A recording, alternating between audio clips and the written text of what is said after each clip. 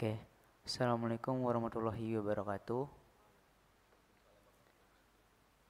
Oke, selamat siang Bapak Ibu sekalian dan juga mungkin seluruh mahasiswa yang menonton via YouTube.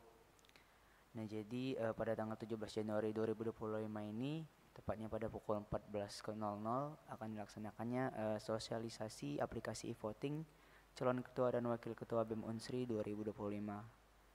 Nah, sosialisasi ini akan dibimbing oleh Pak Yadi Utama Mkom, yang dimana beliau adalah tim ICT Unsri, sekaligus beliau juga dosen Fakultas Ilmu Komputer jurusan Sistem Informasi. Mungkin langsung saja saya serahkan kepada Pak Yadi selaku pembimbing sosialisasi pada siang hari ini.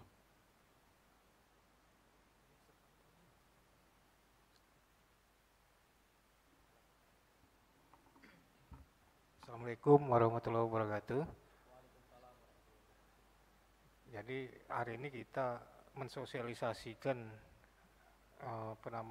proses pemilihan ketua dan wakil ketua Badan Eksekutif Mahasiswa atau BEM Universitas Sriwijaya tahun 2025. Di sini kita menghendaki bahwa proses pemilihan tersebut dilakukan secara transparan. Yang penting pertama transparan, kemudian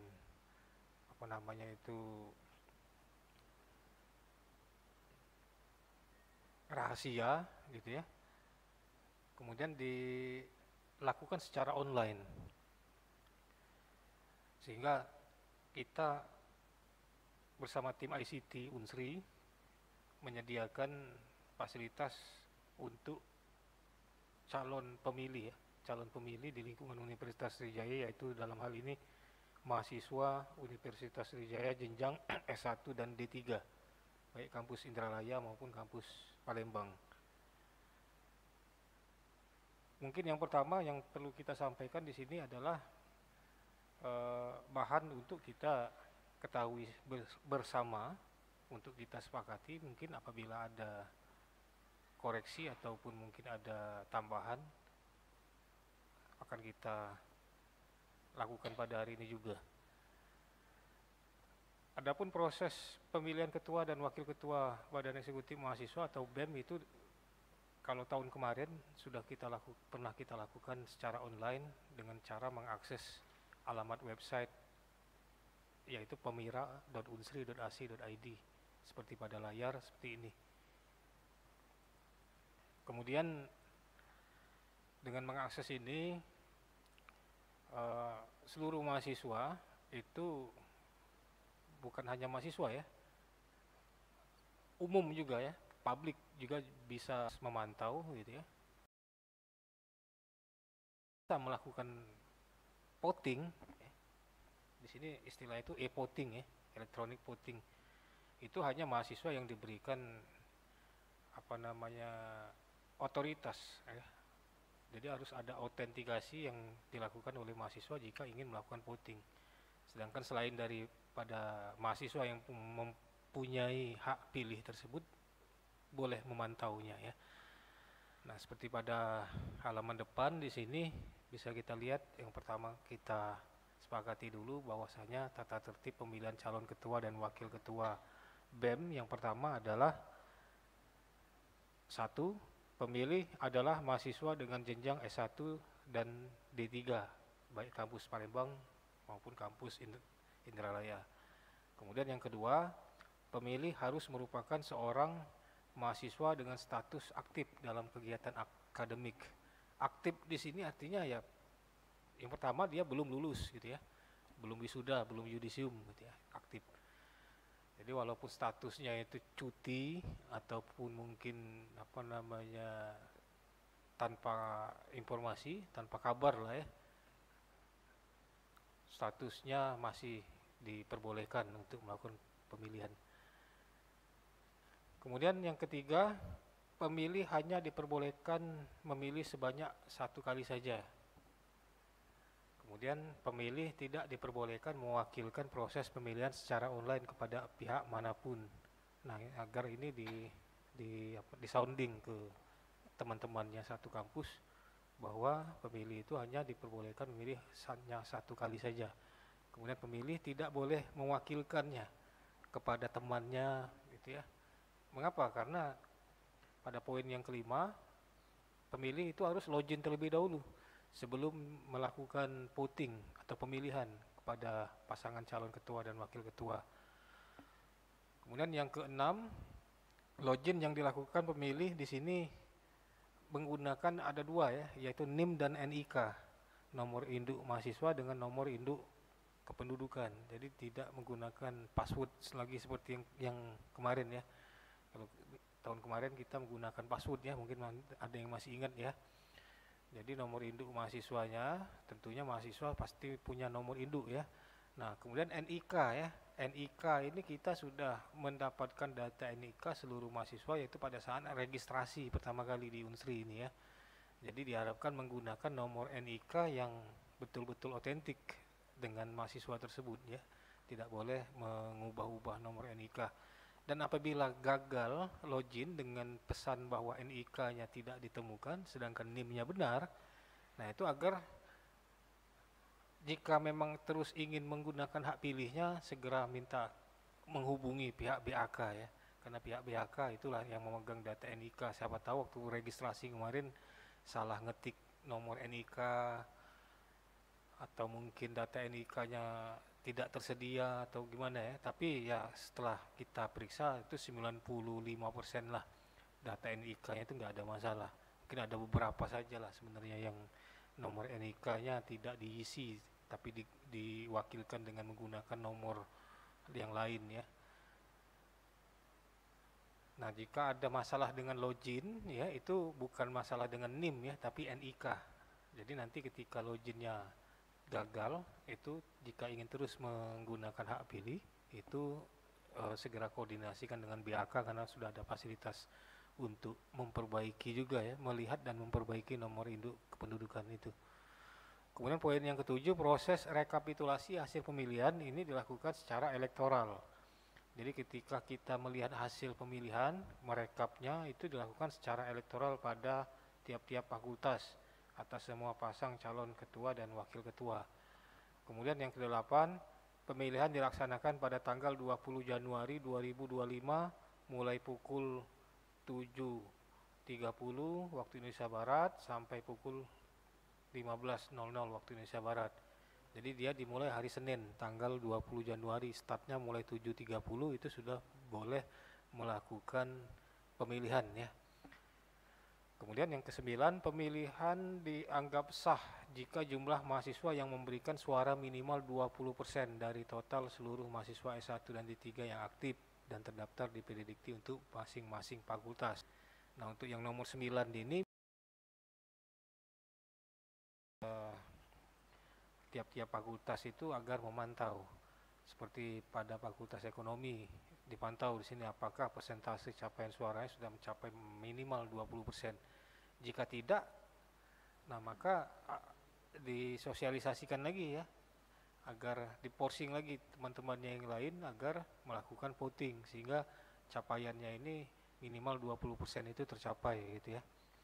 Nah, di sini ada jumlah suara masuknya berapa, jumlah mahasiswa aktifnya berapa, persentase capaian suaranya berapa. Kalau dia sudah lewat dari 20% aman berarti ya. Lebih besar lebih bagus. Sampai 100% bila perlu. Nah, kemudian di sini di bagian paling bawah kita juga bisa memantau ya berapa total suara yang masuk, total semuanya ya dari 10 fakultas tersebut berapa persentase capaian suaranya mencapai 20%, di atas 20% semua. Semoga tahun ini juga sama seperti itu. Nah, kemudian proses bagaimana melakukan pemilihan ya. Nanti ketika sudah mulai yaitu tanggal 20 Januari nanti mulai pukul 7.30 itu nanti akan kita selalu sediakan link di sini ya. Silakan klik di sini untuk melakukan pemilihan ya. Klik link di sini atau langsung di sini ya pemilihan calon ya. Nah, sama saja ya. Nah, di sini kami meminta kepada panitia untuk mengirimkan data foto dan nama calon ketua dan wakil ketua untuk pasangan nomor urut 1 dengan nomor urut 2 agar kita pasang di sini agar mahasiswa yang lain, adik-adik tingkat itu melihat ya dan mengenali siapa pasangan calon yang ingin mereka pilih gitu ya. Jadi fotonya ditempatkan di sini, namanya itu datanya kami tunggu segera mungkin untuk kita pasang di sini. Nah, di sini proses pemilihannya ya. Nah, ini ada tulisannya warning ya, Anda belum melakukan login ya. Silakan login terlebih dahulu. Klik di sini untuk melakukan login ya. Jadi ketika dia mau milih ya, dia harus login dulu ya. Nah, di sini kita tidak menginformasikan berapa perolehan pasangan calon nomor urut 1 dengan nomor urut 2 ya. Jadi di sini hanya persentase capaian suara saja. Itu hasil akhir finalnya itu nanti akan kita umumkan pada jadwal yang ditetapkan kemudian gitu ya. Nah, apabila setelah melakukan login, nah di sini pada saat login ya, login mahasiswa, dia masukkan nomor induk mahasiswa ya, NIM, kemudian nomor induk kependudukan NIK ya. Nah, di sini masukkan NIM-nya. Berapa NIM-nya? Misalkan 01 0 berapa ya, seperti itu ya. Kemudian nomor induk kependudukan ya. Biasanya 1640 ya, seperti ini ya, seperti pada contoh di sini dituliskan ya. Nah, seperti ini ya. Kemudian klik login ya, apabila berhasil maka akan ada muncul lagi ke halaman ini ya. Kemudian di sini nanti ada tombol untuk memilih ya. Apabila berhasil login, mau memilih pasangan nomor urut 1 maka klik di sini, milih pasangan nomor urut 2 klik di sini. Setelah diklik di sini, klik lagi kirim pilihan ya. Jadi jangan sampai lupa ketika ngeklik ini lupa klik kirim pilihan, nggak terkirim dia ya. Jadi pilih dulu, setelah pilih kirim. Dan apabila dia sudah dikirim maka dia akan tersimpan di dalam server kita secara aman. Yang apabila dia login kembali maka dia akan melihat bahwa pilihannya sudah tersimpan ya. Namun hanya satu kali dan tidak bisa diubah-ubah lagi. Seperti itu. Jadi ketika misalkan saya memilih pasangan urut nomor 2, kirim pilihan, selesai kirim pilihan, suatu saat saya ingin ngecek lagi. Saya khawatir siapa tahu pilihan saya berubah dari nomor urut 2 ke nomor urut 1. Ketika dia login lagi maka tersimpan di sini ya, bahwa dia terklik di sini dia pasangan nomor urut 2 dan tidak akan berubah ya. Dan tidak akan berubah. Data tersebut tersimpan di dalam database dengan kerahasiaan yang kita jamin 100%. Seperti itu. Kemudian di sini kita lakukannya secara transparan ya, transparan. Kemudian masing-masing kita bisa melihat presentasi capaian suaranya ya. Untuk melihat di sini.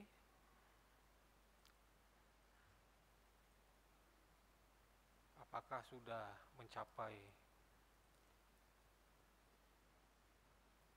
persentase capaian suara minimal yaitu 20% ya. Jadi apabila ada salah satu fakultas yang belum 20%, itu diminta untuk kembali mensosialisasikan ke yang lain. Ini waktunya hanya setengah hari ya, yaitu dari jam 7.30 sampai jam 3 ya.